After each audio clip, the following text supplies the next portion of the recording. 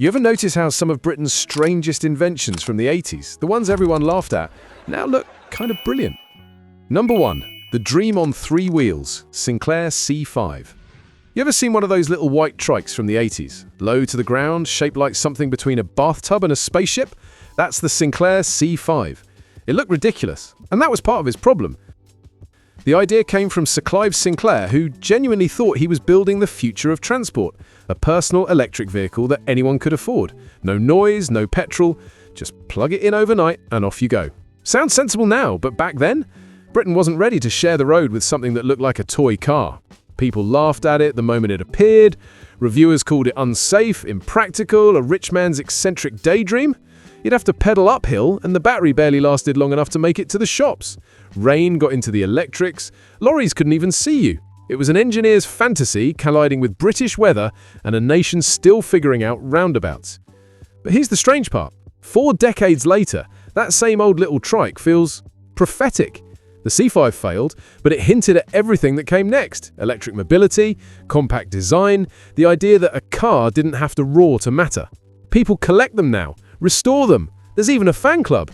It's easy to laugh at how wrong it all went, but there's something endearing about it, the kind of mistake that comes from thinking too far ahead. Number 2. The computer that taught a generation, the ZX Spectrum. Most British kids in the 80s didn't have a fancy computer. They had this little black box with rubber keys that felt like typing on chewing gum, the ZX Spectrum. It wasn't impressive to look at. It didn't even have proper sound at first, just that sharp, scratchy beat when you loaded a game from tape. Still, for a lot of people, that was where it all started. You'd sit there watching those coloured stripes flicker on the screen while the tape whined and clicked, hoping it wouldn't crash halfway through. And when it worked, when the title finally appeared, it felt like you just opened a door to something huge. There were no manuals you actually wanted to read, no internet to copy from. You just messed around until something happened. Some of the biggest names in gaming started right there, in bedrooms that smelled like warm dust and instant noodles. The code was simple, but the feeling of making something out of nothing stuck with people. It made the idea of technology personal, almost handmade. If you talk to anyone who had one, they'll tell you the same thing. It wasn't just about playing games. It was about the first time you realized you could make them. The Spectrum didn't teach a generation to code the way schools do now. It did it by accident, by being small, limited, and full of possibility. Number 3. The Amstrad era, when clunky was cool. You couldn't escape Amstrad in the 80s. Everywhere you looked, Alan Sugar's name was stamped on something with buttons. Hi-Fis that recorded from vinyl to tape, word processors with built-in monitors that weighed more than the desk they sat on, phones with tiny screens that tried to send emails before anyone wanted them. It all looked a bit wrong. Too many buttons, plastics that never quite matched, colors that felt chosen in a hurry.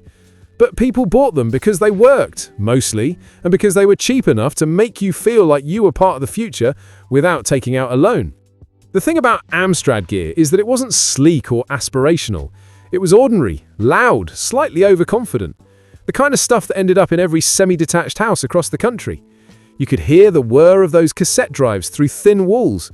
They became part of the background noise of British life, the sound of a nation figuring out how to use technology on its own terms. Looking back, you realize Amstrad didn't chase perfection, it chased reach. It brought computers and gadgets to people who'd never have touched them otherwise. Clunky, sure, but clunky was how most of us first touched the digital age. Number 4. The Betamax Blues. There's a kind of sadness that hangs around Betamax. It wasn't a bad invention. In fact, by most accounts, it was the better one. Sharper picture, sturdier tapes, the kind of engineering that made sense. But none of that mattered once VHS took over the shop shelves. If you were around then, you probably remember the feeling. Walking into a rental shop and realizing the Betamax section was shrinking.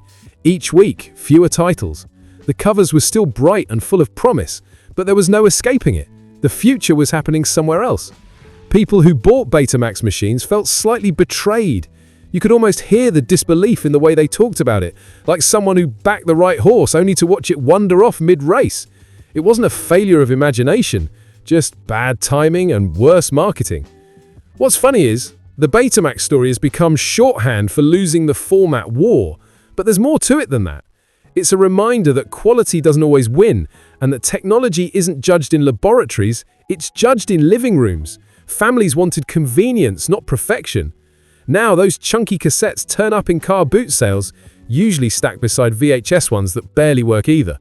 Both obsolete, both nostalgic. The difference is, Betamax never had its moment, and that might be why it still feels a bit haunting. Number 5. The talking microwave. Domestic futurism gone odd. Somewhere in the middle of the 80s, a few British companies decided the kitchen needed personality, so they started giving it a voice. Literally. Microwaves that spoke. Ovens that chirped out phrases in tinny electronic tones, like, "Your meal is ready?" Like a cross between a Dalek and a dinner lady. It sounded clever on paper. Britain loved novelty gadgets then, anything that felt like progress. But living with one was a different story. Imagine making a cup of tea at 6:30 in the morning and hearing a mechanical voice scolding you because you'd left the door open. People unplugged them out of pure irritation. It's funny how serious the ads were. They promised convenience, the smart home, before anyone called it that. The problem was, the machines didn't actually do more, they just spoke about what they were already doing. And in most British households, a talking appliance came across less like innovation and more like cheek. Still, you can't help admiring the confidence of it. Engineers trying to make domestic life feel futuristic with circuits and cassette modules. It didn't last, obviously. The talking microwave joined the ranks of fondly remembered nonsense. A reminder that Britain's idea of the future has always been slightly ridiculous. And that's exactly why people love it. Number 6. The electric dream that never charged. Every so often you'll see a photo of one of those early electric cars. Small, boxy, usually white, with styling that makes you think of hospital equipment more than transport. They look fragile now, like prototypes that somehow escaped the lab. But in the 80s, there was a quiet belief that this was the next big step. Petrol prices were up, pollution was a talking point, and electricity felt clean, almost utopian. A few British engineers gave it a go. Companies like Lucas, even British Ladian played around with battery-powered concepts. The problem wasn't imagination, it was chemistry. The batteries weighed a ton and didn't hold much charge. You'd crawl through town at bicycle speeds, praying it wouldn't die before the next plug socket, which most of the time didn't exist. Still, there's something touching about how determined they were. No infrastructure, no market, and yet they tried anyway. They wanted to build something gentler than the cars roaring down the M1. They just didn't have the tools yet. What's strange is how close it feels now. Everything they were dreaming about, quiet streets, zero emissions, charging at home, that's our everyday reality. Their failure was temporary, their idea wasn't. And that's the thing about the 80s. For all its noise and neon, so much of what it reached for ended up coming true just decades too late. Number 7. The pocket TV, when the future fit in your hand. In the mid-80s, everyone seemed convinced we'd be walking around watching telly wherever we went. The adverts showed smiling commuters on park benches, a tiny screen glowing in the palm of their hand.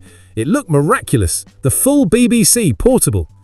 Then you bought one, a thick slab of grey plastic, aerial like a car aerial, and a screen smaller than a beer mat. You'd twist the tuner for ages trying to catch a signal that didn't flicker like candlelight. The picture was always either too dark or too snowy. You could just about make out Blue Peter if you held it at the right angle and didn't breathe.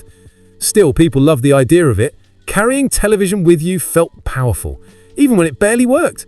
It fit the spirit of the time, impatient, excited, certain that technology was about to make everything instant. Never mind that the batteries died halfway through the news. You'd replace them and try again. Those little sets pop up now on shelves in retro shops, screens yellowed, buttons stiff.